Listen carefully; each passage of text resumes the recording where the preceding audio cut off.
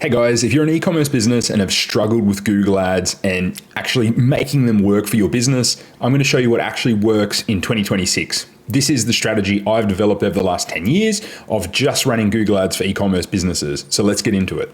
So if you were to see these results on screen, you'd think absolutely amazing. I'd love this, right? 2.39 million in sales, 13.88 return on ad spend. But what does it actually tell me? I spent 172K, I made 2.39 million, awesome, right? But context is everything when reading this data. And I think a lot of e-commerce businesses don't fully understand this, and I want to show you exactly why. Because I know a lot of you are seeing screenshots like this online, are being impressed, and then either going to that person or that agency, and then being disappointed because of all the things I'm going to show you. So what does the screenshot not tell you?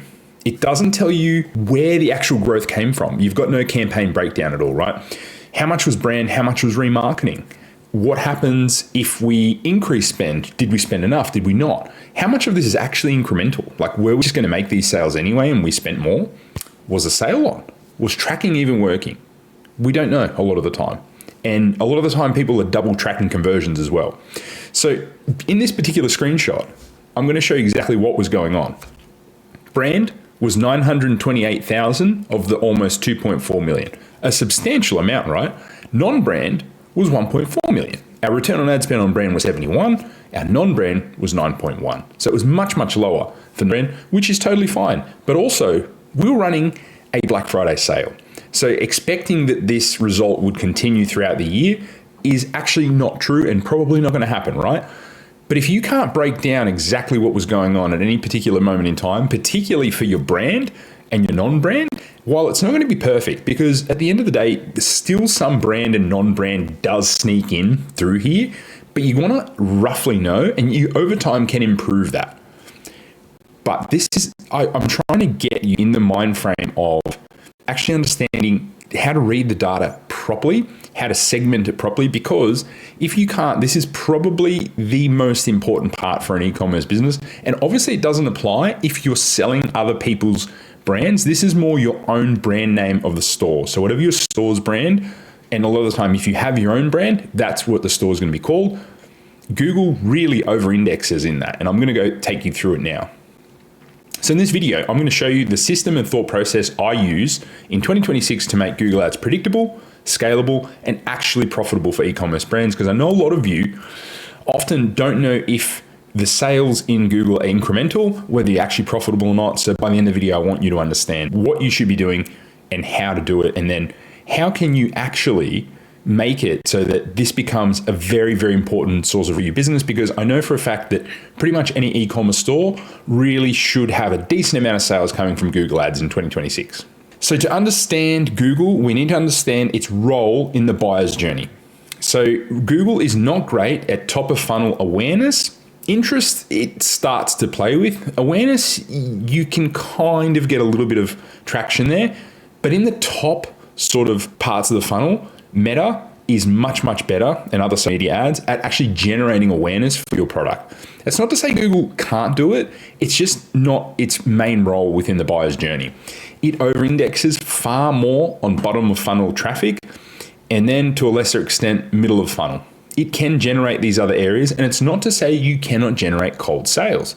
It's just, if you don't understand this fact of where Google sits, and to be honest, this goes for all of search engine marketing, because even ChatGPT ads coming, and then AI overviews and AI ads that will be coming for Google, all of these still will not be quite as good as disruption-based marketing. Now, YouTube can do it a bit more, but YouTube is much, much more difficult to be profitable with Google, so we'll cover this off in other videos.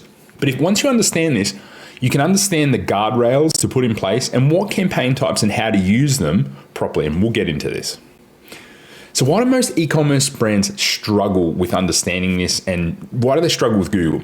Most accounts can't be properly interpreted because the campaigns are labeled incorrectly. I see this a lot of the time, particularly when it comes to brand, and that's a really big part of masking weakness, which a lot of agencies are guilty of this. They'll make the account look awesome by really focusing on brand, but once you give them the direction, hey, I want to increase ad spend, I want to grow Google because we're doing quite well with it, return on ad spend tanks, or you crank the budget In-platform shows you did phenomenally well, but realistically, it was all brand and you were probably going to make some of those sales anyway. I'm not saying don't focus on brand, by the way, because it's still very important to focus on. You just want to segment it and not put all your budget there. The wrong strategy, structure, and setup. People do not understand which campaign types, how to structure them, and which settings to set. It's actually very simple, but people really overcomplicate it. Then I see people do way too many changes, suggest batching your changes to once, if you really want to, twice per week. I wouldn't do it more frequently, particularly on lower ad spend. If you're not spending much, you might find you only need to do this fortnightly or monthly. I know it sounds crazy, but less is more when it comes to Google. And this leads on to the next factor, which is unrealistic expectations. People are spending $100 a day and then expecting to be millionaires off it, or they're spending way less than they do on other platforms, particularly at the start, and then expect the same results. And Google is much slower at getting results. Once you understand that, you will do much, much better. 6, people are genuinely bad at math, reading data, and understanding unit economics, because I've seen people go to market with products that just do not have enough profit margin to ever be profitable. And that's not the ad platform's fault. It's not the campaign or the settings fault. Unfortunately, if your product is very, very low price and has very low margins, you need to account for ad spend, which is going to be high these days in your product price. If you're not, then at the end of the day, even if you have healthy margins and you haven't accounted for that, how can you possibly expect to be profitable? And number 7 is they just don't understand how to scale and how to do it profitably, because there is a system you have to follow to do so to make it profitable. So how does my 2026 Google Growth System work? So it's really a 3-part system. We want demand capture. So any existing demand that's there, we want to capture that. We want to control it. So we want to put in place the proper signals, isolate the data, and then be able to trust the data that it's going to perform the job that we want it to, right? And then we want to scale. So we want to remove the constraints gradually, add budget, and then expand. Okay, this is what you need to do with Google. And a lot of you that understand Google will look at this and go, cool, I know what to do. But I'll go deeper in this, but I will take you further into it now. So the reality of scaling. So we've got growth, plateau, and breakout. This is what happens when we actually start to scale, because my area of expertise is scaling. It's people that actively want to grow more. So most people are switching ads off at the first plateau. So they'll see a little bit of growth, and the moment it plateaus, they have an unprofitable month, or things just aren't going their way for a short period of time, they pause it and then they turn it back on. And Google does not like that. They will also over-optimize and struggle to know what to do when things stop growing. Scaling isn't linear and it takes time. I'll show you a client of mine and how long it's taken us to actually scale. It's been years.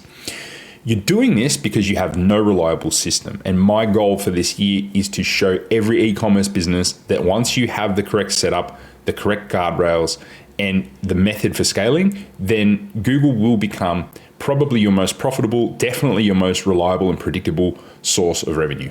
So on screen is a client of mine. I've been working with them since 2019. And as you can see, since 2019, we have managed to scale it all the way to a total level of almost $20 million a year in 2025. Now, as you can see from both the Google Ads side and the Shopify dashboard, this was not a straight line, and it took time. Each year we built on it, but some months we had dips. Some months we did amazing. Some months return on ad spend dropped, and you cannot expect everything to just be a straight line up and to just expect that this will continue all the time. You do need to do things outside of Google as well. So what you're doing outside of Google is just as important as what you're doing inside of Google. And to be honest, the sales here are probably undercooked.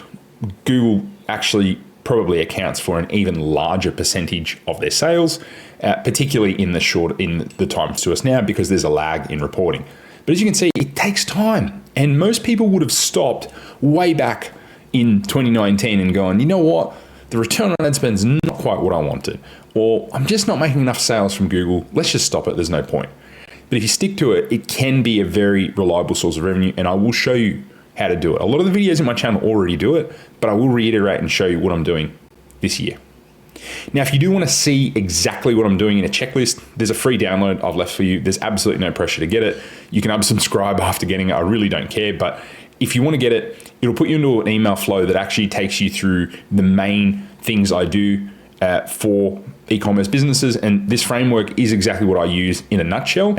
For those of you that want even more detail, just follow along. There'll be more videos to come, but I hope everyone has a really, really strong 2026, and I hope Q1's going amazingly. Thank you so much, and I will see you in the next video.